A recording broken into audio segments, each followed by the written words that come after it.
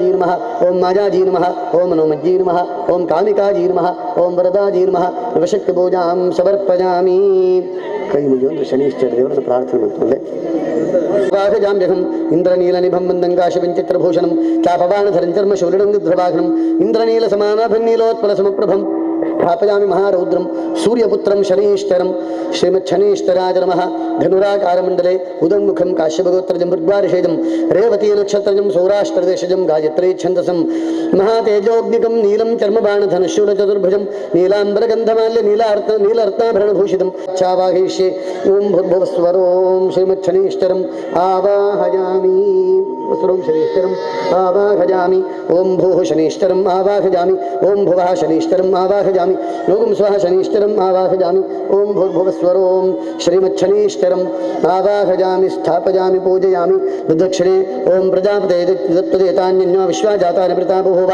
यत्कामास्ते जुगमस्तन्नो अस्तु भजग्यस्यामपतयोर्यीडां प्रजापतये नमः ॐ भूर्भुवस्वरों अधिदेवता प्रजापतिम् आवाहयामि ॐ इमञ्जमप्रस्त्रमाहि श्रीराङ्गिरभृः संविधानः आत्तामन्त्राः कविशस्तावहन्ते नाराजन हविषामादयस्व यमाय नमः ॐ भूर्भुवस्वरं प्रत्यधिदेवता यमम् आवाहयामि ॐ भूर्भुवस्वरों अधिदेवता प्रत्यधिदेवता सहिता शनीश्चरग्रहम् आवाहयामि आवाहयामि आवाहितो भव संस्थापितो भव सन्निहितो भव सन्निरुद्धो भव अवगुण्ठितो भव अमृतीकरणो भव व्याप्तो भव सुप्रसन्नो भव वरदो भव क्षमस्व सान्निध्यं कुरु ॐ सूर्यपुत्राय विद्महे शनीश्चराय धीमहि तन्नो मन्दः प्रचोदयात् इदमर्घ्यमिदमर्घ्यम् सिन्धुद्वीपऋषिः गायत्री छन्दः शनीश्चरो देवता ॐ शन्नो देवी हृदयाय नमः अभीष्टजे शरसे स्वाहा आपो भवन्तु शिखाजीविषट् पीतजे एकपचाजुहुं संयोरभेनेत्रत्रजाय वंषट् स्रवन्तु नः अस्त्राय भटध्यानं दुर्भिर्धनुर्विशिखधर्मधरं त्रिशूलं भास्वत्किरीटमुकुटोज्ज्वलितेन्द्रनीलं नीलातपत्रकुसुमांशकगन्धभूषं विरुद्धस्थितं रविसुतं प्रणतोऽस्मि मन्दं गर्भिस्रमन्त्रः शनीश्चराय नमः ॐ प्रजापतेरुक्तदेतान्यो विश्वाजातार प्रतापभूव युत्कामास्ते जुगमस्तन्नो अस्तु वदिग्स्यामपतयोर्यीणां नमः अधिदेवता प्रत्यधिदेवता सहित शनीश्चराय नमः शनीश्चरस्य स्थितः तानं समर्पयामि सूर्यपुत्रादिभ्यः शनीश्चराय धीमहि तन्नो मन्दः प्रचोदयात् यधिक्षीरहृदोपेतं वधुखण्डविमिश्रितं पञ्चामृतस्नानमिदं छायापुत्रग्रहणभोः अवाहितदेवतासहित श्रीमच्छनीश्चराय नमः पञ्चामृतस्नानं प्रजापते नित्यदेतान्यो विश्वाजातानि प्रतापभूव उत्कामास्ते जगवस्तन्नो अस्तु वदिग्स्यामपतयोर्यीणाम् ॐ इमञ्जमप्रस्त्रमाहि श्रीराङ्गिरभृः संविधानः आत्मामन्त्राष्टविशस्तावहन्ते नाराजनः विषामादयस्व ॐ शान्तिः शान्तिः शान्तिः अवाहितदेवतासहित श्रीमच्छनीश्चराय नमः शुद्धोदकस्नानं महाभिषेकं समर्पयामि पुनर्ग्रहणदेवे शात्रैलोक्यधिमिरापः उद्दीप्य स्वजातवेदोपघ्नन्यरतिं मम वशोविष्टमह्यमावघजीवनं च दिशो दिशा आवाहितनवग्रह समेत आवाहितदेवतासहित नवग्रहसहित आवाहितदेवतासहित श्रीश्चराय नमः दीपं दर्शयामि देवतासहित श्रीमच्छनीश्चराय नमः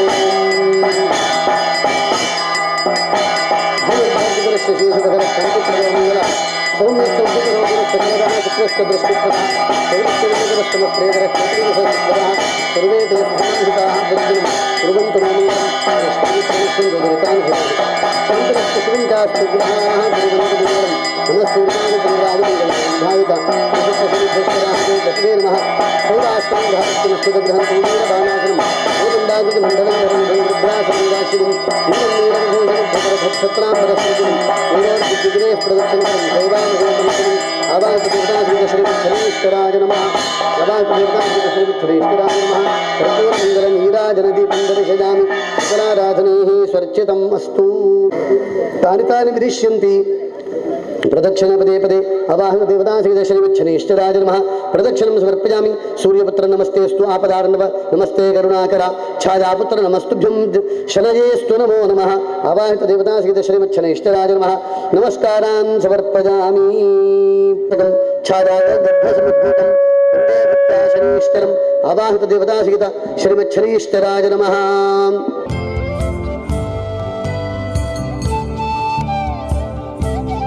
ಪೊನ್ನಂಬರ ವಾಸ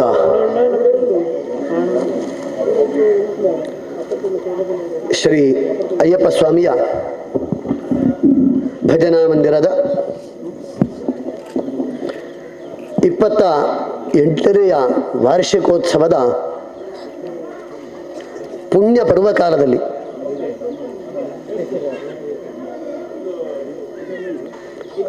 ಕೃಷ್ಣ ಪಕ್ಷದ ತ್ರಯೋದಶಿ ತಿಥಿ ಸೌಮ್ಯವಾಸರ ಬುಧವಾಸರದ ಈ ಶುಭಾವಸರದಲ್ಲಿ ಪುಣ್ಯ ಪರ್ವಕಾಲದಲ್ಲಿ ಭಕ್ತಿಯಿಂದ ಶ್ರದ್ಧೆಯಿಂದ ಶನೈಶ್ಚರನನ್ನು ಕಲಶದಲ್ಲಿ ಆವಾಹಿಸಿ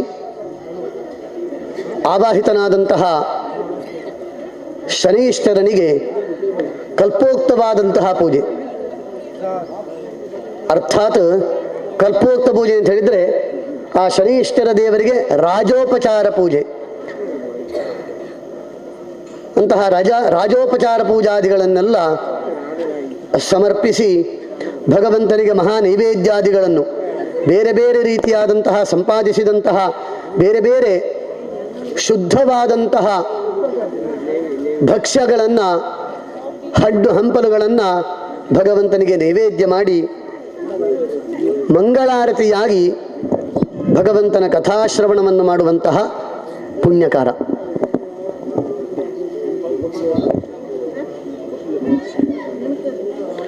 ಶನೈಶ್ಚರನ ಕಥೆ ಜೀವನಕ್ಕೆ ನಮಗೆ ಧೈರ್ಯವನ್ನು ಕೊಡುವಂತಹ ಕಥೆ, ಜೀವನಕ್ಕೆ ಛಲವನ್ನು ಕೊಡುವಂತಹ ಕಥೆ. ಅದು ಶೌರ್ಯಕರಃ, ಶೌರಿ ಅಂತ ಹೇಳಿದರೆ ಶನೈಶ್ಚರ, ಆ ಶನೈಶ್ಚರ ದೇವರು ಶೌರ್ಯಕರಃ, ನಮಗೆ ಶೌರ್ಯವನ್ನು ಕೊಡ್ತಾನೆ ಅಂತ. ಯಾವ ರೀತಿ ಹಿಂದಿನ ಕಾಲದಲ್ಲಿ ರಾಜರುಗಳಿಗೆ ಶತ್ರುಗಳ ಜೊತೆ ಹೋರಾಡುವುದಕ್ಕೆ ಶೌರ್ಯ ಬೇಕಾಗಿತ್ತು,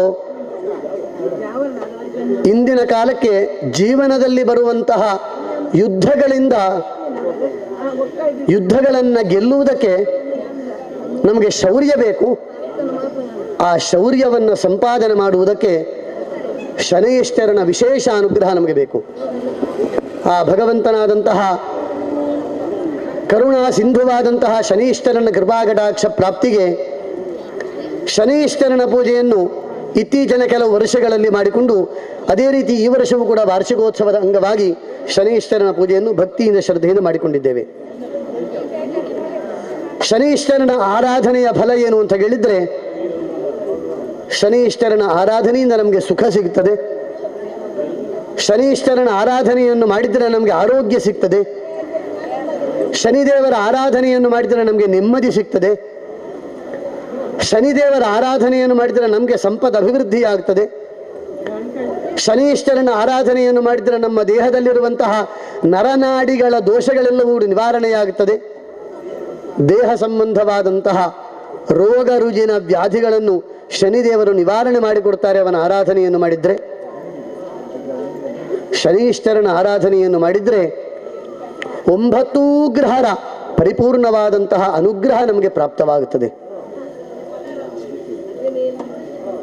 ಆದಿತ್ಯನಿಂದ ಪ್ರಾರಂಭಿಸಿ 9 ಗ್ರಹರು ನಭೋಮಂಡಲದಲ್ಲಿದ್ದಾರೆ.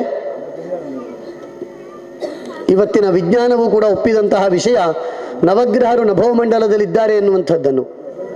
ಅಂತಹ 9 ಗ್ರಹರನ್ನು ಈ ವಿಜ್ಞಾನ ಒಪ್ಪುವುದಕ್ಕಿಂತ ಅದೆಷ್ಟೋ ಕೋಟಿ ವರ್ಷಗಳ ಮೊದಲೇ ನಮ್ಮ ಋಷಿಗಳು ತಪೋಬಲದಿಂದ ಕಂಡುಹಿಡಿದು ಯಾವ ಯಾವ ಗ್ರಹರು ಯಾವ ಯಾವ ಸ್ಥಿತಿಯಲ್ಲಿ ಯಾವ ಯಾವ ರೀತಿಯಾದಂತಹ ಆಕೃತಿಯಲ್ಲಿ ಯಾವ ಬಣ್ಣಗಳಲ್ಲಿದ್ದಾರೆ ಅಂತಹ ನವಗ್ರಹರನ್ನು ಪೂಜಿಸಿದರೆ ಯಾವ ಯಾವ ಫಲ ಇದೆ ಎಂಬುದನ್ನು ಎಷ್ಟೋ ವರ್ಷಗಳ ಹಿಂದೆ ಋಷಿಗಳು ನಮಗೆ ವರ್ಣನೆಯನ್ನು ಕೊಟ್ಟಿದ್ದಾರೆ. ಅದನ್ನು ಜ್ಯೋತಿಷ್ಯ ಶಾಸ್ತ್ರದ ಮೂಲಕವಾಗಿ ಋಷಿಗಳು ನಮಗೆ ಅನುಗ್ರಹವನ್ನು ಮಾಡಿದ್ದಾರೆ.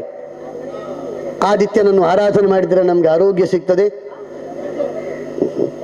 ಅಂಗಾರಕನ ಆರಾಧನೆಯನ್ನು ಮಾಡಿದರೆ ಕ್ಷೇತ್ರ ಪರಿಶುದ್ಧ, ನಾವು ವಾಸ ಮಾಡುವಂತಹ ಭೂಮಿ, ನಮ್ಮ ದೇಹ, ನಮ್ಮ ಕರ್ಮ ವ್ಯವಹಾರ, ಉದ್ಯೋಗ ಇದೆಲ್ಲ ಪರಿಶುದ್ಧವಾಗಬೇಕಿದ್ರೆ, ಉದ್ಯೋಗ ಯಾವಾಗ ಅಶುದ್ಧಿಯಾಗಿದೆ ಅಂತ ಹೇಳಿದರೆ ಉದ್ಯೋಗದಲ್ಲಿ ಎಷ್ಟೋ ಸಲ ಮೋಸ ಮಾಡ್ತೇವೆ, ಮೋಸ ಆಗ್ತದೆ, ಎಷ್ಟೋ ಮೋಸ ನಡೀತದೆ, ಎಷ್ಟೋ ಸಲ ನಾವು ಉದ್ಯೋಗದಲ್ಲಿ ಮೋಸವನ್ನು ಮಾಡ್ತೇವೆ. 10 ರೂಪಾಯಿಗೆ ಕೊಡಬೇಕಾದಂತಹ ವಸ್ತುವನ್ನು 20 ರೂಪಾಯಿ ಮಾಡಿ ಕೊಡ್ತೇವೆ. ನಮಗೆ ಲಾಭ ಹೌದು, ಆದರೆ ಪ್ರಾಪಂಚಿಕ ಭಗವಂತನ ದೃಷ್ಟಿಯಿಂದ ನೋಡಿದರೆ, ಆಧ್ಯಾತ್ಮಿಕವಾಗಿ ನೋಡಿದರೆ ಶುದ್ಧವಾದಂತಹ ಮೋಸ ಅದು. ಅದರಿಂದ ಪಾಪ ಬರ್ತದೆ. ಹಾಗೆಂತ ಜೀವನ ನಡೆಯಬೇಕು.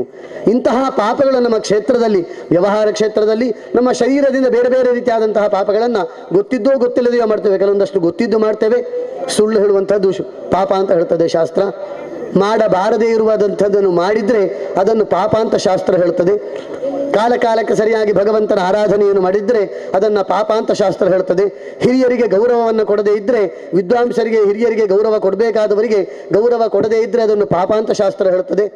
ಹೀಗೆ ಪಾಪಗಳ ರಾಶಿಯನ್ನು ಮಾಡಲಿಕ್ಕೆ ಹೊರಟ್ರೆ ಬೇರೆ ಬೇರೆ ರಾಶಿಗಳು, ಪಾಪ ರಾಶಿಗಳಿದೆ. ಇಂತಹ ಪಾಪಗಳೆಲ್ಲವೂ, ಪಾಪಗಳಿಂದ ನಮ್ಮ ದೇಹ ಎನ್ನುವಂತಹ ಕ್ಷೇತ್ರ ಅಶುದ್ಧವಾಗಿ ಹೋಗಿದೆ. ಅಂತಹ ಕ್ಷೇತ್ರ ಶುದ್ಧಿಯನ್ನು ಅಂಗಾರಕ ಮಾಡ್ತಾನೆ. ಶುಕ್ರಷ್ಟೇ ದೃಷ್ಟಿಪ್ರದ, ಮೂರನೆಯ ಗ್ರಹ ಶುಕ್ರಗ್ರಹ, ಒಳ್ಳೆಯ ದೃಷ್ಟಿಯನ್ನು ಕೊಡ್ತಾನೆ. ಸರ್ವೇಂದ್ರಿಯಾಣಾಂ ನಯನಂ ಪ್ರಧಾನಂ. ಅಂದಚಂದವಾದಂತಹ ಸುಂದರವಾದಂತಹ ದೇಹ ಇದ್ದರೂ ಹುಟ್ಟುವ ಕಾಲಕ್ಕೆ ಕುರುಡಾಗಿದ್ದರೆ, ಎಷ್ಟು ಚಂದರವಾದಂತಹ ಎಷ್ಟು ಸುಂದರವಾದಂತಹ ದೇಹ ಇದ್ದರೂ ಮನುಷ್ಯನ ಜೀವನದಲ್ಲಿ ಸಾಧನೆಯನ್ನು ಮಾಡುವುದಕ್ಕೆ ಅಸಾಧ್ಯ. ದೃಷ್ಟಿಯ ಮೂಲಕವಾಗಿಯೇ ಪ್ರಪಂಚವನ್ನು ನೋಡುವುದರ ಮೂಲಕ ಇಂದು ಒಳಗಿನ ದೃಷ್ಟಿಯನ್ನು ಕೂಡ ಶುದ್ಧೀಕರಿಸಿ ಮನುಷ್ಯ ಜೀವನದಲ್ಲಿ ಸಾರ್ಥಕತೆಯನ್ನು, ಸಾಧನೆಯನ್ನು ಮಾಡುವುದಕ್ಕೆ ಶುಕ್ರನ ಅನುಗ್ರಹ ಬೇಕು.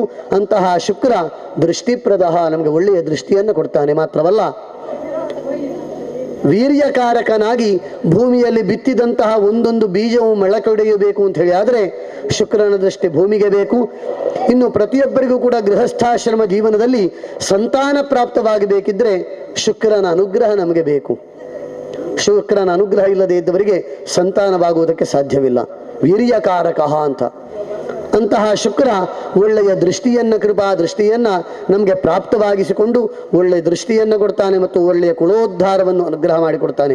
ಮಾತ್ರವಲ್ಲ, ಸರ್ವಶಾಸ್ತ್ರ ಪ್ರವರ್ತಾರಂ. ಶುಕ್ರಾಚಾರ್ಯ ಅಂತ ಹೇಳಿದರೆ ಆಸುರಿಗಳ ಶಕ್ತಿಗಳ, ಅಸುರರ ಆಚಾರ್ಯನಾದರೂ ಕೂಡ ದೇವತೆಗಳ ಅಭ್ಯುದಯಕ್ಕೆ ಕಾರಣೀಭೂತನಾಗಿ ಸರ್ವಶಾಸ್ತ್ರವನ್ನು ಕೂಡ ತಿಳಿದುಕೊಂಡವನಾದ್ದರಿಂದ ಅವನ ಆರಾಧನೆಯನ್ನು ಮಾಡಿದಲ್ಲಿಗೆ ನಮ್ಮ ಪಾಪವೂ ಪರಿಹಾರವಾಗುತ್ತದೆ. ನಾಲ್ಕನೆಯ ಗ್ರಹ ಚಂದ್ರಗ್ರಹ, ಮನಃಕಾರಕ ಅಂತ ಹೇಳಿದ್ದಾರೆ. ಪ್ರಪಂಚದಲ್ಲಿ ಭಗವಂತನ ಸೃಷ್ಟಿಸಿದಂತಹ ಜೀವಿಗಳಲ್ಲಿ, ಅದರಲ್ಲಿಯೂ ಕೂಡ ಮನುಷ್ಯರಲ್ಲಿ ಪಾಪ ಪುಣ್ಯ, ಸುಖ ದುಃಖ, ಜಯಾಪಜಯಗಳೆಲ್ಲವೂ ಕೂಡ ಮನುಷ್ಯನಿಗೆ ಮಾತ್ರ ಇರ್ತದೆ, ಪ್ರಾಣಿಗಳಿಗಿಲ್ಲದೆಲ್ಲ. ಆ ಕಾರಣದಿಂದ ಎಷ್ಟೋ ವ್ಯಕ್ತಿಗಳಲ್ಲಿ, ನಮ್ಮ ಹುಟ್ಟಿದಂತಹ ಮನುಷ್ಯರಲ್ಲಿ 100ರಲ್ಲಿ 80% ಜನರಿಗೂ ಕೂಡ ಒಂದು ದಿವಸವೂ ಕೂಡ ನೆಮ್ಮದಿ ಇರುವುದಿಲ್ಲ. ಆರೋಗ್ಯ ಇದ್ದರೆ ಸಂಪತ್ತಿಲ್ಲ, ಸಂಪತ್ತಿದ್ರೆ ಆರೋಗ್ಯ ಇಲ್ಲ, ಆರೋಗ್ಯ ಸಂಪತ್ತಿದ್ರೆ ಮಕ್ಕಳಿಲ್ಲ, ಮಕ್ಕಳು ಸಂಪತ್ತು ಆರೋಗ್ಯ ಇದ್ದರೆ ಮನೆ ಇಲ್ಲ, ಮನೆ ಇದ್ದರೆ ಇನ್ನೊಂದಿಲ್ಲ, ಅಲ್ಲ ಅದಿಲ್ಲದಿದ್ದರೆ ಉದ್ಯೋಗ ಇಲ್ಲ, ಅದಿಲ್ಲದೆ ಇನ್ನೊಂದು ಯಾವುದೋ ಇಲ್ಲ ಜೀವನದಲ್ಲಿ. ಹೀಗೆ ಮನುಷ್ಯನ ಜೀವನದಲ್ಲಿ ಯಾವುದೋ ಒಂದು ವಿಷಯಗಳಲ್ಲಿ, ಯಾವುದೋ ಒಂದು ವಿಚಾರದಲ್ಲಿ ಕೊರತೆಯಾಗಿ ಜೀವನದಲ್ಲಿ ನೆಮ್ಮದಿ ಇಲ್ಲದೆ ಇರುವಂತಹ ಸ್ಥಿತಿ. ಮನುಷ್ಯನ ಜೀವಿತಾವಧಿಯ ನೆಮ್ಮದಿಗೆ ಚಂದ್ರ ಕಾರಣೀಭೂತ ಅಂತ ಶಾಸ್ತ್ರ ಹೇಳುತ್ತದೆ, ಜ್ಯೋತಿಷ್ಯ ಶಾಸ್ತ್ರ. ಅಂತಹ ಚಂದ್ರನಿಂದ ನಮಗೆ ಶಾಂತಿ ನೆಮ್ಮದಿಯ ಪ್ರಾಪ್ತಿ.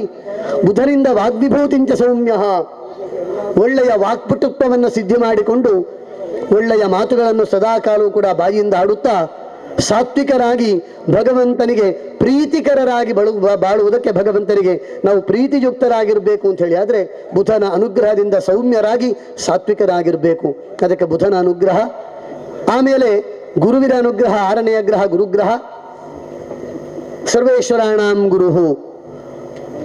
ಎಲ್ಲ ಗ್ರಹಗಳಲ್ಲಿ ಗುರುವು ನಮಗೆ ಬಲಾಢ್ಯನಾಗಿ ಅನುಗ್ರಹಿತನಾಗಿರಬೇಕು ಅಂತ. 8 ಗ್ರಹರು ನಮಗೆ ಅನುಗ್ರಹ ಮಾಡಿ ಗುರು ಅನುಗ್ರಹ ಮಾಡಲಿಲ್ಲ ಅಂತ ಹೇಳಿ ಆದರೆ ಆ 8 ಗ್ರಹರ ಅನುಗ್ರಹವು ನಮಗೆ ಬರುವುದಿಲ್ಲ. 8 ಗ್ರಹರು ನಮಗೆ ಕಷ್ಟವನ್ನು ಕೊಟ್ಟುಕೊಂಡು ಗುರು ಒಬ್ಬ ನಮಗೆ ಅನುಗ್ರಹಿತನಾಗಿದ್ದರೆ 8 ಗ್ರಹರ ಕಷ್ಟವೂ ಕೂಡ ನಮಗೆ ಬರುವುದಿಲ್ಲ. ಸರ್ವೇಶ್ವರಾಣಾಂ ಗುರುಹು. ಆ ಕಾರಣದಿಂದಲೇ ಗುರು ಕಾಯದೆ ಹರನೂ ಕಾಯ ಎಂಬುದಾಗಿ ದಾಸರು ಹೇಳ್ತಾರೆ. ಗುರು ನಮಗೆ ರಕ್ಷಣೆ ಮಾಡಲಿಲ್ಲ ಅಂತ ಹೇಳಿ ಆದರೆ ನಮ್ಮನ್ನು ದೇವರು ಕೂಡ ರಕ್ಷಣೆ ಮಾಡುವುದಿಲ್ವಂತೆ. ಆ ಕಾರಣದಿಂದಲೇ ಗುರು ಸಮಾನರಾದವರನ್ನು ಸದಾಕಾಲವೂ ಕೂಡ ಗೌರವಿಸಬೇಕು ಅಂತ ಹೇಳುವಂಥದ್ದು. ಅಂತಹ ಗ್ರಹಗಳಲ್ಲಿ ಶ್ರೇಷ್ಠನಾದಂತಹ ಗುರುವನ್ನು ಆವಾಹನೆ ಮಾಡಿದ್ದೇವೆ. ಆ ಗುರು ನಮಗೆಲ್ಲರಿಗೂ ಕೂಡ ಒಳ್ಳೆಯ ರೀತಿಯಾದಂತಹ ಶುಭ ಫಲವನ್ನು ಕರುಣಿಸಬೇಕು ಅಂತ ಅವನನ್ನು ಕೂಡ ಪ್ರಾರ್ಥನೆಯನ್ನು ಮಾಡಿಕೊಂಡು ಆಮೇಲೆ 8ನೆಯ ಗ್ರಹ ಇವತ್ತಿನ ಅತಿ ಪ್ರಧಾನ ದೇವತೆಯಾದಂತಹ ಶನೀಶ್ವರ. ಶನೀಶ್ವರನ ಕಥೆಯನ್ನು ಮತ್ತೆ ನೋಡೋಣ. 8ನೆಯ ಗ್ರಹ ರಾಹುಗ್ರಹ. ಶರೀರದಲ್ಲಿರುವಂತಹ ವಿಷಬಾಧೆಗಳೆಲ್ಲ ದೂರೀಕರಿಸಿ ದೇಹಕ್ಕೆ ಸುಖ ಸೌಖ್ಯಾದಿಗಳನ್ನು ಆರೋಗ್ಯವನ್ನು ಕೊಡುವಂತಹ ಗ್ರಹ ರಾಹುಗ್ರಹ. ಕೇತುರು ಯಶಸ್ಸುಪ್ರದ 9ನೆಯ ಗ್ರಹ ಕೇತುಗ್ರಹ. ಜೀವನದಲ್ಲಿ ಸದಾಕಾಲವೂ ಕೂಡ ಯಶಸ್ಸು ಕೀರ್ತಿ ಮಾಡುವಂತಹ ಎಲ್ಲ ಗೃಹಸ್ಥ ಜೀವನದ ಧರ್ಮ ಕಾರ್ಯಗಳಿಗೆಲ್ಲ ನಿರ್ವಿಘ್ನವನ್ನು ಕೊಡುವಂತಹ ಗ್ರಹ ಕೇತುಗ್ರಹ. 9ನೆಯ ಗ್ರಹ ಕೇತುಗ್ರಹ. ಈ 9 ಗ್ರಹರಲ್ಲಿ 7ನೆಯ ಗ್ರಹನಾಗಿ ಗ್ರಹ ಮಂಡಲದಲ್ಲಿ ಗ್ರಹ ಚಕ್ರದಲ್ಲಿ ಶೋಭಿಸ್ತಾ, ನಭೋಮಂಡಲದಲ್ಲಿ ಗ್ರಹ ಮಂಡಲದಲ್ಲಿ ಶೋಭಿಸ್ತಾ ಪ್ರಪಂಚಕ್ಕೆ ಸದಾಕಾಲವೂ ಕೂಡ ವಿಶೇಷವಾದಂತಹ ಕರುಣಾ ದೃಷ್ಟಿಯನ್ನು ಬೀರುವಂತಹ ಗ್ರಹ ಶನೀಶ್ವರ ಗ್ರಹ ಅಂತ ಋಷಿಗಳು ಕೊಂಡಾಡಿದ್ದಾರೆ. ಶನೀಶ್ವರ ಅಂತ ಹೇಳಿದರೆ ನಿಧಾನವಾಗಿ ಮಂದವಾಗಿ ಚಲಿಸುವವನು ಅಂತ ಅರ್ಥ. ಒಂದು ರಾಶಿಯಿಂದ ಇನ್ನೊಂದು ರಾಶಿಗೆ 2.5 ವರ್ಷಗಳಷ್ಟು ಕಾಲ ಮಂದದಿಂದ ನಿಧಾನವಾಗಿ ಚಲಿಸುವುದರಿಂದ ಅವನಿಗೆ ಶನೀಶ್ವರ ಎಂಬಂತಹ ಬಿರುದನ್ನ ದೇವತೆಗಳು ಅನುಗ್ರಹ ಮಾಡಿದ್ರಂತೆ. ಋಷಿಗಳು ಕೊಂಡಾಡಿದ್ರು ಶನೀಶ್ವರ ಅಂತ. ಜಾತಕದಲ್ಲಿ ಲಗ್ನಾತ್ 1ನೆಯ ಮನೆಯಲ್ಲಿದ್ದರೆ, 2ನೆಯ ಮನೆಯಲ್ಲಿದ್ದರೆ, 2ನೆಯ ರಾಶಿಯಲ್ಲಿದ್ದರೆ, ಲಗ್ನಾತ್ ಚತುರ್ಥ ಸ್ಥಾನದಲ್ಲಿದ್ದರೆ, ಲಗ್ನಾತ್ ಷಷ್ಠ ಸ್ಥಾನ ಅಂದರೆ 6ನೆಯ ಸ್ಥಾನದಲ್ಲಿದ್ದರೆ, ಲಗ್ನದಿಂದ 7ನೆಯ ಸ್ಥಾನದಲ್ಲಿದ್ದರೆ, ಕೆಲವೊಂದು ರಾಶಿಗಳನ್ನು ಹೇಳಿದ್ದಾರೆ ಜ್ಯೋತಿಷ್ಯ ಶಾಸ್ತ್ರ. ಈ ಎಲ್ಲ ರಾಶಿಯಲ್ಲಿ ನಮ್ಮ ಲಗ್ನದಿಂದ ಇಂತಹ ರಾಶಿಗಳಲ್ಲಿ ಶನೀಶ್ವರನಿದ್ದರೆ ಯಾವ ಯಾವ ರೀತಿಯಾದಂತಹ ಪ್ರಭಾವವನ್ನು ಕೊಡ್ತಾನೆ ಅಂತ. ಲಗ್ನದಿಂದ 2ನೆಯ ರಾಶಿಯಲ್ಲಿದ್ದಲೇ ಸಂಪತ್ತು ನಷ್ಟವಾಗುತ್ತದೆ. ಚತುರ್ಥ ಸ್ಥಾನದಲ್ಲಿದ್ದುಕೊಂಡು ನಮ್ಮ ಆರೋಗ್ಯವನ್ನು ಕಸಿಯುತ್ತಾನೆ ಶನೀಶ್ವರ.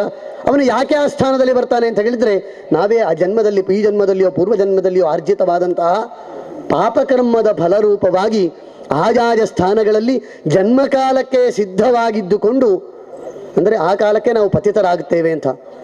ಶನೀಶ್ವರ ಇಂತಹ ರಾಶಿಯಲ್ಲಿರುವಂತಹ ಕಾಲಕ್ಕೆ ನಮ್ಮ ಜನ್ಮವಾಗುತ್ತದೆ. ನಮ್ಮ ಕರ್ಮಫಲಕ್ಕನುಗುಣವಾಗಿ ಹುಟ್ಟಿದಂತಹ ಮನುಷ್ಯನಿಗೆ ಪಾಪಕರ್ಮವನ್ನು ತೊಳೆಯುವುದಕ್ಕೆ ಒಂದು ಮಾರ್ಗ ಬೇಕು. ಆ ಪಾಪಕರ್ಮದ ಫಲವನ್ನೇ ಎಲ್ಲ ಮನುಷ್ಯರು ಕೂಡ ಕಷ್ಟದಿಂದಲೋ, ಅನಾರೋಗ್ಯದಿಂದಲೋ, ದುರಿತಗಳಿಂದಲೋ, ವ್ಯಾಧಿಯಿಂದಲೋ ಪ್ರತಿನಿತ್ಯವೂ ಕೂಡ ಕಣ್ಣೀರಿನಲ್ಲಿ ಕೈಯನ್ನು ತೊಳೆಯುತ್ತಾ ಜೀವನವನ್ನು ನಡೆಸ್ತಾ ಇದ್ದರೆ, ಪ್ರಪಂಚದಲ್ಲಿ ಸ್ಥಿತರಾದಂತಹ ಮನುಷ್ಯರು ಎಲ್ಲರೂ ಪಾಪಕರ್ಮವನ್ನೇ ಮಾಡಿದಾರೋ ಎನ್ನುವಂತಹ ದೃಷ್ಟಿಯಿಂದಲೇ ಋಷಿಗಳು ಒಂದು ಪ್ರಾಯಶ್ಚಿತ್ತ ಹಾದಿಯನ್ನು ಕೊಟ್ಟರು. ಅಂದರೆ ನಾವು ಮಾಡಿದಂತಹ ಪಾಪಕರ್ಮವನ್ನು ತಿಳಿದುಕೊಂಡು ಪಶ್ಚಾತ್ತಾಪ, ಪಾಪವನ್ನು ಮಾಡಿದ್ದೇನೆ, ನಾನು ಪಾಪವನ್ನು ಮಾಡಿದೆ, ಪಾಪವನ್ನು ಮಾಡಿದ್ದೇನೆ ಎನ್ನುವಂತಹ ಭಾವುಕ ಭಾವದಿಂದ ಭಗವಂತನ ಮುಂದೆ ಮೊಣಕಾಲೂರಿ ಶರಣಾಗತರಾಗಿ, ಸ್ವಾಮಿ ನನ್ನ ಪಾಪವನ್ನೆಲ್ಲ ಪರಿಹಾರ ಮಾಡಿಕೊಡು. ಯಾವಾತನು ನಿವೇದನೆಯನ್ನು ಮಾಡ್ತಾನೆಯೋ, ಯಾವಾತನು ಭಗವಂತನ ಮುಂದೆ ಶರಣಾಗತನಾಗಿ ತನ್ನ ಪಾಪವನ್ನು ಹೇಳಿಕೊಳ್ತಾನೆಯೋ ಅದಕ್ಕೆ ಪ್ರಾಯಶ್ಚಿತ್ತ ಅಂತ ಹೆಸರು. ಆ ಪ್ರಾಯಶ್ಚಿತ್ತ ಮಾಡಬೇಕು ಅಂತ ಹೇಳಿ ಆದರೆ ಅದಕ್ಕೆ ಪ್ರಧಾನವಾಗಿ ಒಂದು ದೇವತೆ ಬೇಕು. ಆ ದೇವತೆ ಹಲವಾರು ದೇವತಾ ಕಾರ್ಯಗಳಲ್ಲಿ ಪ್ರಾಯಶ್ಚಿತ್ತ ರೂಪವಾದಂತಹ ಒಂದು ದೇವತಾರಾಧನೆ ನವಗ್ರಹರ ಆರಾಧನೆ. ಈ 9 ಗ್ರಹರನ್ನು ನವಗ್ರಹರನ್ನು ಆರಾಧನೆ ಮಾಡಿದರೆ ಶಾಂತಿಕಾಮಹ, ನನಗೇನು ಬೇಡ ಜೀವನದಲ್ಲಿ, ಇನ್ನು ಶಾಂತಿ ಸಾಕು. 70 ವರ್ಷಗಳನ್ನು ಜೀವನದಲ್ಲಿ ಕಳೆದರೆ ವೇದೋಕ್ತವಾಗಿ ವೇದಶಾಸ್ತ್ರ ಹೇಳುವಂತೆ ಅವನ ಜೀವಿತಾವಧಿಯ 3/4 ಭಾಗವನ್ನು ಕೂಡ ಅವನು ಕಳೆದಂತೆ. ಮತ್ತಿನ ಜೀವನ ಎಲ್ಲವೂ ಕೂಡ ಅವನು ಭಗವಂತನ ನಾಮೋಚ್ಚಾರಣೆಯ ಮೂಲಕವಾಗಿ, ಕವಿರತ್ನ ಕಾಳಿದಾಸ ಹೇಳುವಂತೆ ಶೈಶವೇಭ್ಯಸ್ತ ವಿದ್ಯಾನಾಂ ಯೌವನೇ ವಿಷಜೈಷಿನಾಂ ವಾರ್ಧಕೆ ಮುನಿವೃತ್ತೀನಾಂ. ಮನುಷ್ಯ ಜೀವಿತಾವಧಿಯ ನಿಜವಾಗಿಯೂ ಕೂಡ 70 ವರ್ಷ ಕಳೆದ ಮೇಲೆ ಮುನಿವೃತ್ತಿಯನ್ನು ಮಾಡಬೇಕು. ಅಂದರೆ ದೇವತಾರಾಧನೆಯನ್ನೇ ಮಾಡುತ್ತಾ ಇದುವರೆಗೆ ಜೀವಿತಾವಧಿಯಲ್ಲಿ ಮಾಡಿದಂತಹ ಪಾಪಗಳನ್ನು ತೊಳೆಯುವುದಕ್ಕೋಸ್ಕರವಾಗಿ ಭಗವಂತನ ಸಮೀಪಕ್ಕೆ ಹೋಗಬೇಕು ಎನ್ನುವಂತಹ ಅರ್ಥ ಮುನಿವೃತ್ತಿ ಅಂತ ಹೇಳಿದರೆ. ಅಂತಹ ಮುನಿವೃತ್ತಿಯ ಜೀವನಕ್ಕೆ, ಶಾಂತಿಯ ಜೀವನಕ್ಕೆ ಶಾಂತಿಕಾಮಹ ಎಂಬುದಾಗಿ ಹೆಸರು. ನವಗ್ರಹರನ್ನು ಆರಾಧನೆ ಮಾಡಿದರೆ ನಮಗೆ ಶಾಂತಿಯನ್ನು ನವಗ್ರಹರು ಕೊಡ್ತಾರೆ. ಇನ್ನು ಜೀವನಕ್ಕೆ ಬೇಕಾದಂತಹ ಅರ್ಥಕಾಮಹ, ನಿಮ್ಮಂಥವರಿಗೆ ಇನ್ನೂ ಕೂಡ ಜೀವನವನ್ನು ಅಂಬಗಾಲಿಕ್ಕಿ ಯೌವನಕ್ಕೆ ಕಾಲಿರಿಸಿದಂತಹ ಈ ಕಾಲಕ್ಕೆ ಜೀವನಕ್ಕೆ ಎಲ್ಲ ವಿಷಯಾಸಕ್ತವಾದಂತಹ ಎಲ್ಲ ವಿಷಯಗಳು ಕೂಡ ನಮಗೆ ಪ್ರಾಪ್ತವಾಗಬೇಕು. ಪ್ರಾಪ್ತವಾಗುವುದಕ್ಕೆ ಇದ್ದಂತಹ ಅಡ್ಡಿ ಆತಂಕ ಕರ್ಮದ ಫಲ ಏನಿದೆ, ಆ ಕರ್ಮದ ಫಲವನ್ನು ತೊಳೆಯುವುದಕ್ಕೆ ಇದು ಅರ್ಥಕಾಮಹ.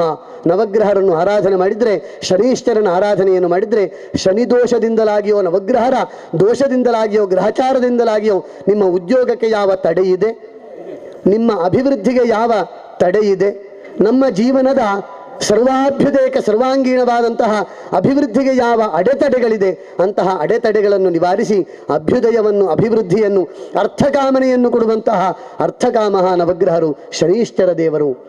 ಅವರ ಆರಾಧನೆಯನ್ನು ಮಾಡಿದರೆ ನಮಗೆ ಜೀವನಕ್ಕೆ ಬೇಕಾದಂತಹ ಸಂಪತ್ತು ನಿಸ್ಸಂಶಯವಾಗಿಯೂ ಕೂಡ ಸಿಗ್ತದೆ. ಸಂಪತ್ತಿನ ಅಭಿವೃದ್ಧಿಗೆ ಬೇಕಾದಂತಹ ತೊಂದರೆಯನ್ನು ನಿವಾರಣೆ ಮಾಡ್ತಾರೆ. ಇನ್ನು ಅವರ ಆರಾಧನೆಯನ್ನು, ಆದಿತ್ಯಾದಿ ನವಗ್ರಹರ ಆರಾಧನೆಯನ್ನು ಮಾಡಿದರೆ, ಪ್ರಾಯಶ್ಚಿತ್ತ ರೂಪದಲ್ಲಿ ಅವರ ಆರಾಧನೆಯನ್ನು ಮಾಡಿದರೆ ಎಲ್ಲ ಪಾಪಗಳನ್ನು ಕೂಡ ಪರಿಹಾರ ಮಾಡಿಕೊಡುವಂಥವರು. ವಿಕ್ರಮಾದಿತ್ಯ ತನ್ನ ಸಭಾ ಮಂದಿಗಳನ್ನು ಕರೆಸಿ ಎಲ್ಲ ರಾಜಭಟರು, ಎಲ್ಲ ರೀತಿಯಾದಂತಹ ಮಂತ್ರಿ ಮಾಗಧರನ್ನು ಕುಳ್ಳಿರಿಸಿಕೊಂಡು ತನ್ನ ವೈಭವದ ಆಸ್ಥಾನವನ್ನು ನಡೆಸ್ತಾ ಇದ್ದ. ಅಲ್ಲಿಗೊಬ್ಬ ಬ್ರಾಹ್ಮಣನ ಆಗಮನವಾಗ್ತದೆ. ರಾಜನ ಮುಂದೆ, ಒಬ್ಬ ಕ್ಷತ್ರಿಯ ಶಕ್ತಿಯ ಮುಂದೆ ಬ್ರಾಹ್ಮಣ್ಯ ಶಕ್ತಿ ಯಾವತ್ತೂ ಕೂಡ ಕುಳಿತುಕೊಳ್ಳುವುದಕ್ಕಿಲ್ಲ. ಆ ಕಾರಣದಲ್ಲಿ ಅದನ್ನು ತಿಳಿದಿದ್ದರಿಂದಲೇ ಬ್ರಾಹ್ಮಣನಾದವನು ಕೈ ಮುಗಿದು ರಾಜನಲ್ಲಿ ಕೇಳ್ತಾನೆಯಂತೆ.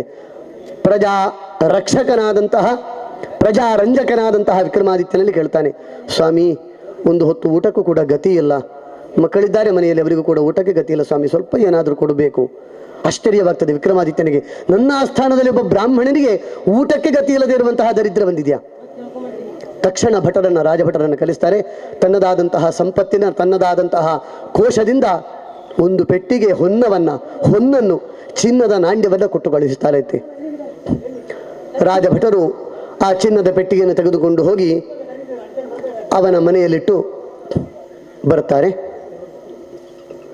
ಹೋಗ್ತಾ ಇರುವಂತಹ ದಾರಿಯಲ್ಲಿ, ಮನೆಯಲ್ಲಿ ಇಡಬೇಕಿಂತ ಮುಂಚೆಯೇ ದಾರಿಯಲ್ಲಿ ಹೋಗುವಂತಹ ಕಾಲಕ್ಕೆ ಮೊದಲಿಗೆ ಕೂಷ್ಮಾಂಡ ಬಂದಂತಹ ಬ್ರಾಹ್ಮಣನಿಗೆ, ಅವನಿಗೆ ಆಶ್ಚರ್ಯವಾಗಬೇಕು ಎನ್ನುವಂತಹ ದೃಷ್ಟಿಯಿಂದ ಒಂದು ಕೂಷ್ಮಾಂಡ ಅಂತ ಹೇಳಿದರೆ ಒಂದು ಕುಂಬಳಕಾಯಿಯ ಒಳಗೆ ಸಾವಿರಾರು, ಎಷ್ಟು ಹಿಡಿಯುತ್ತದೆಯೋ ಅಷ್ಟೋ ಚಿನ್ನದ ರಾಶಿಯನ್ನು, ಚಿನ್ನದ ನಾಣ್ಯಗಳನ್ನಿಟ್ಟು ಬ್ರಾಹ್ಮಣನನ್ನು ಸಂತೋಷದಿಂದ ಕಳುಹಿಸಿಕೊಡ್ತಾನೆ ಅಂತೆ.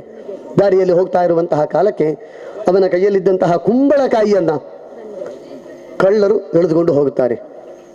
ಸಾಯಂಕಾಲ ಆಗಿತ್ತು. ದುಃಖದಿಂದ ಬ್ರಾಹ್ಮಣ ಮನೆಗೆ ಹೋದ. ಮತ್ತೆ ಪುನಃ ಮರು ದಿವಸ ಅದೇ ವಿಪ್ರ ರಾಜನಲ್ಲಿ ಬಂದು ಹೇಳ್ತಾನೆ, ಇದೆ ಸ್ವಾಮಿ, ಸಂಪತ್ತು ಕೊಡ್ಬೇಕು.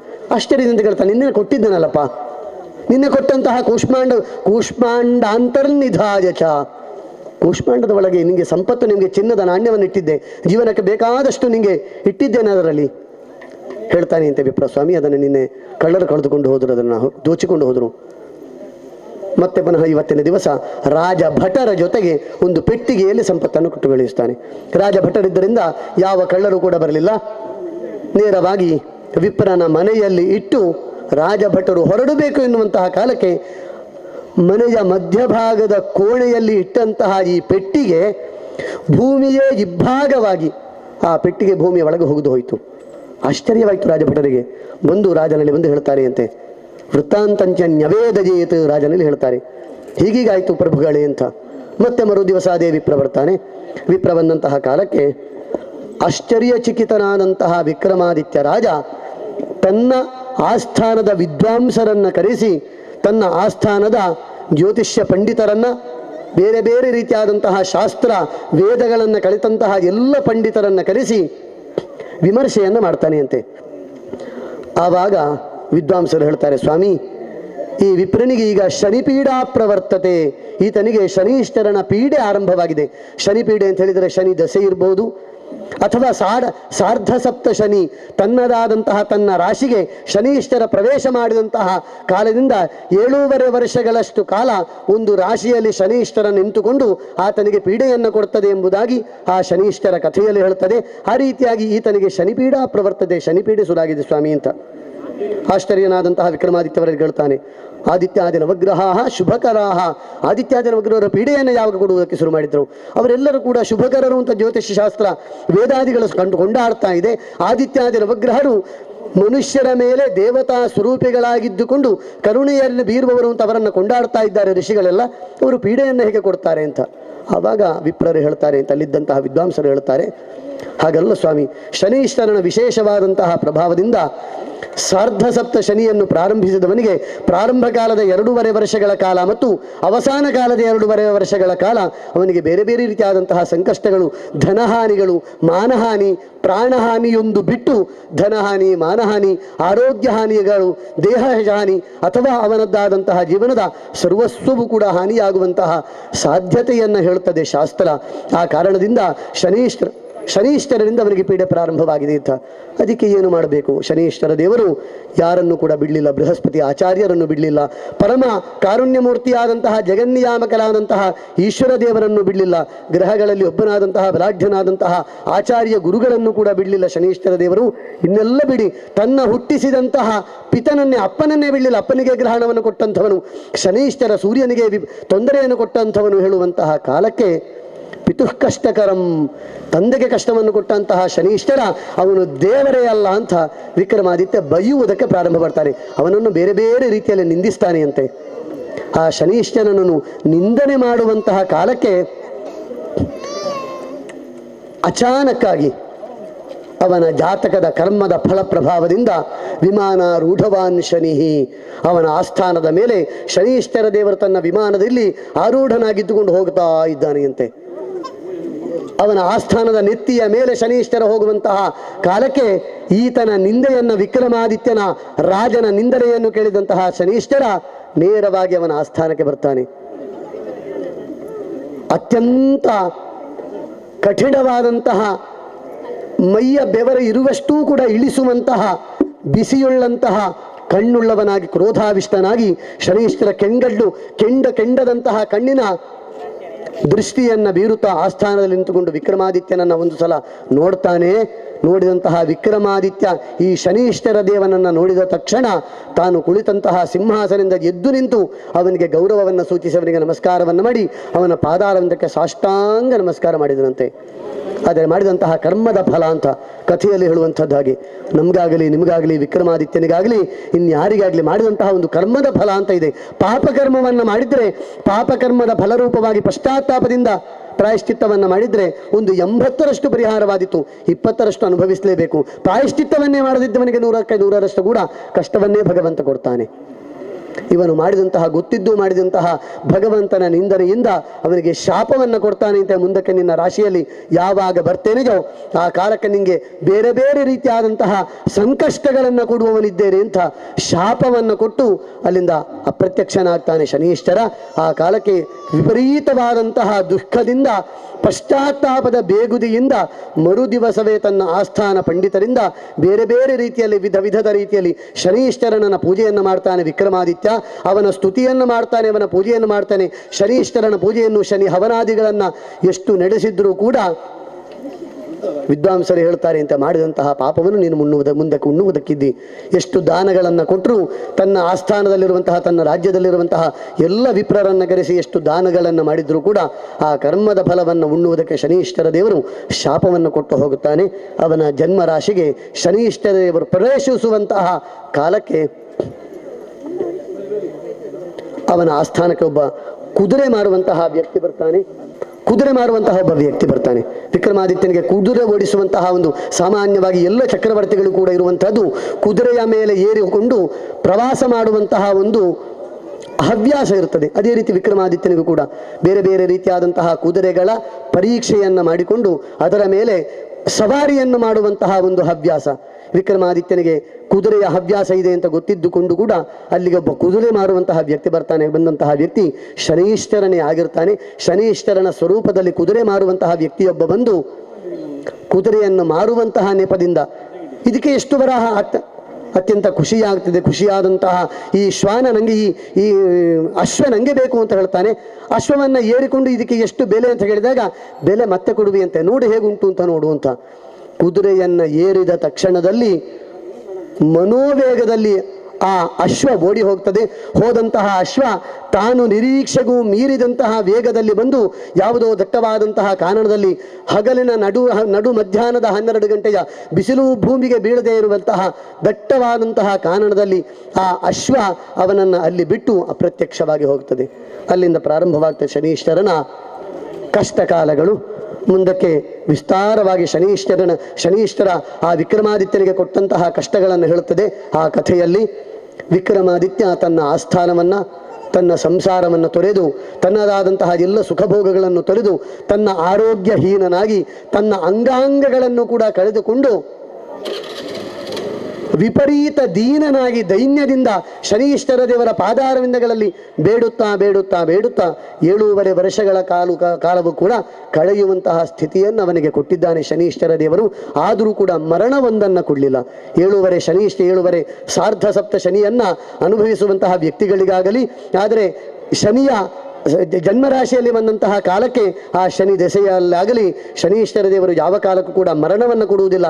ಮರಣ ಸದೃಶವಾದಂತಹ ಕರ್ಮಫಲವನ್ನು ಕೊಟ್ಟು ಶನೀಶ್ವರ ದೇವರು ವಿಕ್ರಮಾದಿತ್ಯನಿಗೆ ವಿಪರೀತವಾದಂತಹ ಕಷ್ಟ ಕೋಟಲೆಗಳನ್ನು ಕೊಟ್ಟು ಮಾಡಿದಂತಹ ಪಾಪಕರ್ಮ ಫಲವನ್ನು ಉಣ್ಣುವಂತೆ ಅವನಿಗೆ ಬೇಕಾದಂತಹ ಕಷ್ಟಗಳನ್ನು ಕೊಟ್ಟು ಆನಂತರದಲ್ಲಿ 7 ವರ್ಷಗಳ ನಂತರದಲ್ಲಿ ಶನೀಶ್ವರನ ಸ್ತುತಿಯನ್ನು ಮಾಡುತ್ತಾ, ಅವನ ಆರಾಧನೆಯನ್ನು ಮಾಡುತ್ತಾ, ಅವನದ್ದಾದಂತಹ ಪಾದಗಳಿಗೆ ಶರಣಾಗತನಾದಂತಹ ಕಾಲಕ್ಕೆ ಶನೀಶ್ವರ ದೇವನಿಗೆ ರಕ್ಷಣೆಯನ್ನು ಕೊಟ್ಟು ಅವನಿಗೆ ಅನುಗ್ರಹಿತನಾಗಿ, ಅವನಿಗೆ ಪ್ರತ್ಯಕ್ಷನಾಗಿ ಮತ್ತೆ ಪುನಃ ಅವನಿಗೆ ವಿರಾಟ್ ಸ್ವರೂಪದ ಅವನದ್ದಾದಂತಹ ಚಕ್ರವರ್ತಿ ಪೀಠವನ್ನು ಕೊಟ್ಟಿದ್ದಾನೆ ಅಂತ ಒಂದು ಕಥೆಯಲ್ಲಿ ಹೇಳ್ತಾರೆ.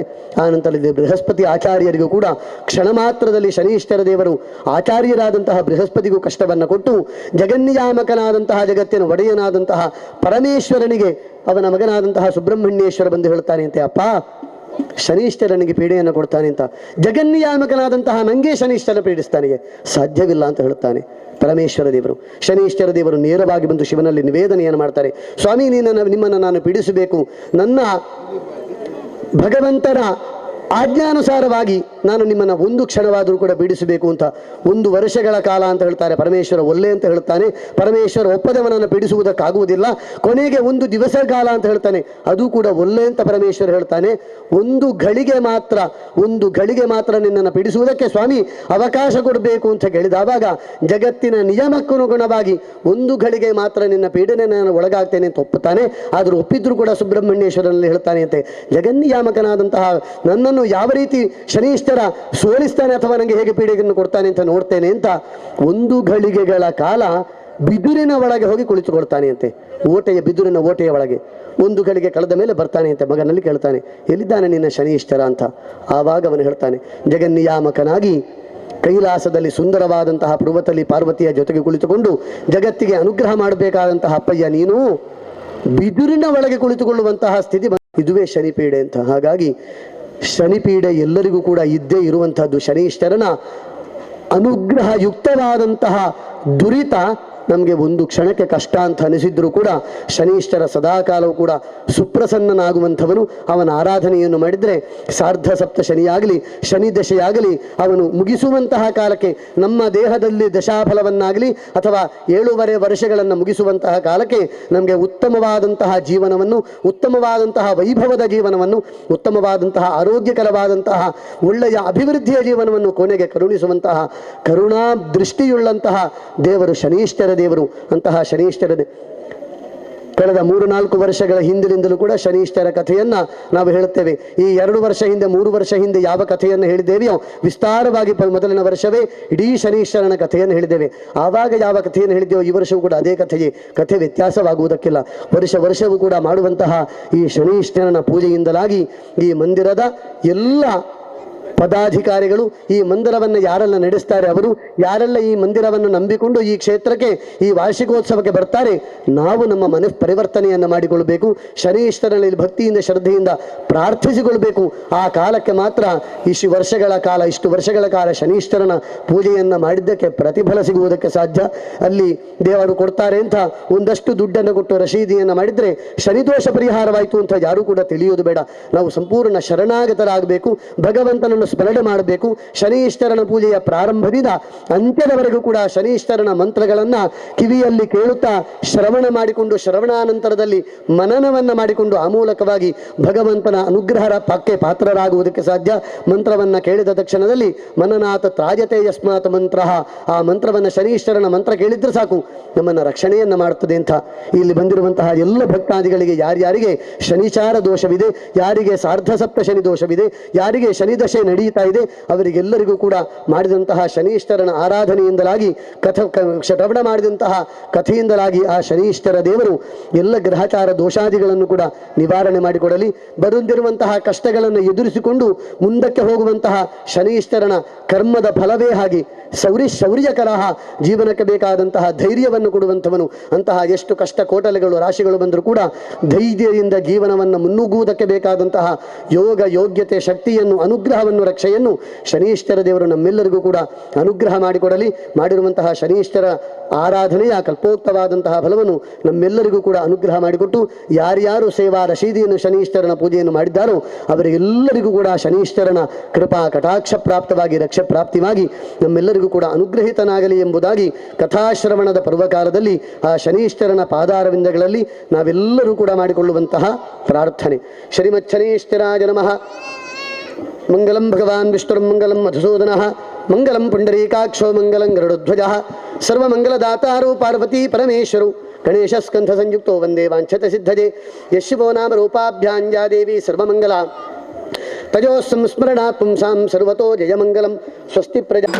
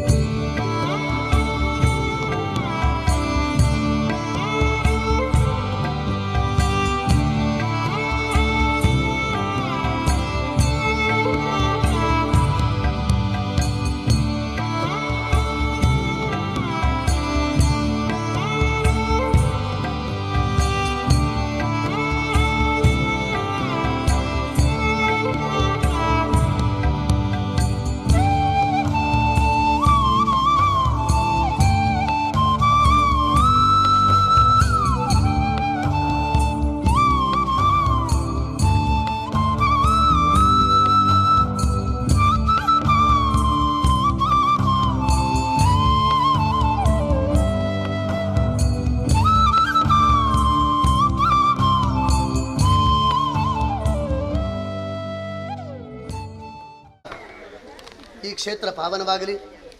ಬಂದು ಸೇವೆಯನ್ನು ಮಾಡಿದಂತಹ ಶನಿಪೂಜೆ ಸೇವೆಯನ್ನು ಮಾಡಿದಂತಹ ಭಕ್ತಾದಿಗಳಿಗೆಲ್ಲ ಶನೀಶ್ವರನ ಪರಿಪೂರ್ಣವಾದಂತಹ ಕೃಪಾ ಕಟಾಕ್ಷದ ಜೊತೆಗೆ ಆದಿತ್ಯಾದಿ ನವಗ್ರಹರ ಪರಿಪೂರ್ಣವಾದಂತಹ ಅನುಗ್ರಹ ಪ್ರಾಪ್ತವಾಗಲಿ.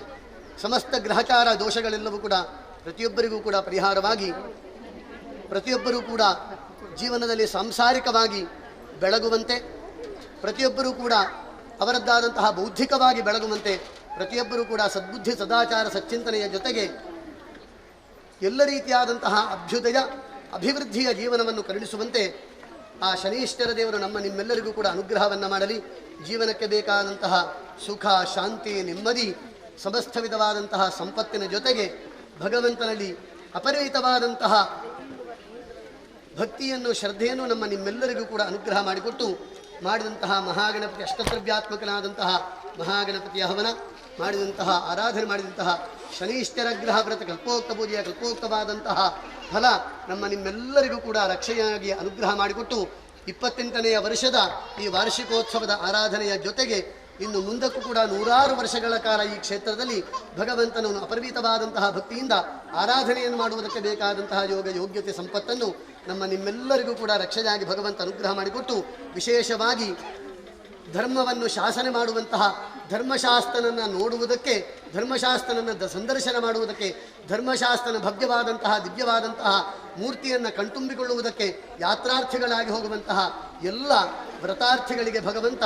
ಉತ್ತಮವಾದಂತಹ ದೇಹ ರಕ್ಷೆಯನ್ನು, ಯಾತ್ರೆಯ ಕಾಲಕ್ಕೆ ಯಾವುದೇ ತೊಂದರೆಗಳಾಗದ ರೀತಿಯಲ್ಲಿ ರಕ್ಷಣೆಯನ್ನು, ಅದೇ ರೀತಿಯಾಗಿ ಯಾತ್ರೆಯವರೆಗೆ ಬೇಕಾದಂತಹ ಒಳ್ಳೆಯ ರೀತಿಯಾದಂತಹ ವ್ರತಾನುಷ್ಠರಾಗಿ ಇದ್ದುಕೊಂಡು ಆ ಭಗವಂತನನ್ನು ಸಂದರ್ಶನ ಮಾಡುವಂತಹ ಮತ್ತು ಭಗವಂತನ ಸಂದರ್ಶನದ ಕಲ್ಪೋಕ್ತವಾದಂತಹ ಫಲವನ್ನು ಅವರ ಕುಟುಂಬಕ್ಕೆ ಆಚಂದ್ರಾರ್ಕ ಪರ್ಯಂತವಾಗಿ ಭಗವಂತ ಅನುಗ್ರಹ ಮಾಡಿಕೊಟ್ಟು ನಿಮ್ಮೆಲ್ಲರನ್ನು ಕೂಡ ಭಗವಂತ ಉದ್ಧರಿಸಲಿ, ಎಲ್ಲರಿಗೂ ರಕ್ಷಣೆಯನ್ನು ಕೊಡಲಿ. ಪ್ರತಿಯೊಬ್ಬರಿಗೂ ಕೂಡ ಹೃದಯ ಬಾಂಧವದಲ್ಲಿ ಆದಿತ್ಯಾದಿ ನವಗ್ರಹರು ನೆಲೆ ನಿಂತು ನಮ್ಮೆಲ್ಲರಿಗೂ ಕೂಡ ಅನುಗ್ರಹಿತರಾಗಲಿ ಎಂಬುದಾಗಿ ಆದಿತ್ಯಾದಿ ನವಗ್ರಹರಲ್ಲಿ ಶ್ರೀಮತ್ ಶನೀಶ್ವರನಲ್ಲಿ ಮಹಾಗಣಪತಿಯಲ್ಲಿ ಕ್ಷೇತ್ರಾಧಿಷ್ಠಿತ ಆದಂತಹ ಸಪರಿವಾರ ಶ್ರೀ ವಿಷ್ಣುಮೂರ್ತಿ ದೇವರಲ್ಲಿ, ಈ ಸೀಮೆಗೆ ಒಡೆಯನಾದಂತಹ ಸೋಮೇಶ್ವರ ಸೋಮನಾಥ ದೇವರಲ್ಲಿ ನಾವೆಲ್ಲರೂ ಕೂಡ ಕರ್ಮಾವಸಾನ ಕಾಲಕ್ಕೆ ಭಕ್ತಿಯಿಂದ ಶ್ರದ್ಧೆಯಿಂದ ಮಾಡಿಕೊಳ್ಳುವಂತಹ ಪ್ರಾರ್ಥನೆ. ಮಾಂತರೆಲ್ಲ ಕಣ್ಣು ಮುಚ್ಚೊಂದು, ಕೈ ಮುಗಿಯೊಂದು, ಕಂಡಲೆಕ್ಕನೆ ಭಕ್ತಿಡು ಶನೀಶ್ವರ ದೇವರನ್ನು ಪ್ರಾರ್ಥನೆ ಮಾಡ್ಕೊಂಡು ಬಳ್ಳೆ.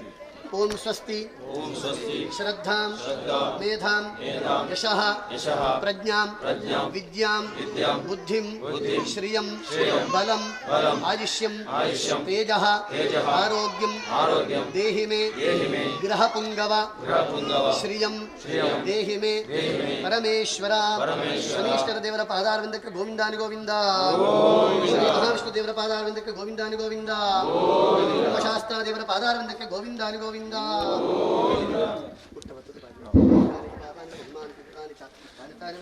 ದಕ್ಷಿಣ ಪದೇ ಪದೇ ಪಾಪೋಹಂ ಪಾಪಕರ್ಮಾಹಂ ಪಾಪಾತ್ಮ ಶರಣಾಕ್ಷರ ಶರಣ ತಸ್ಮಾತ್ ಪಾರ್ವತಿ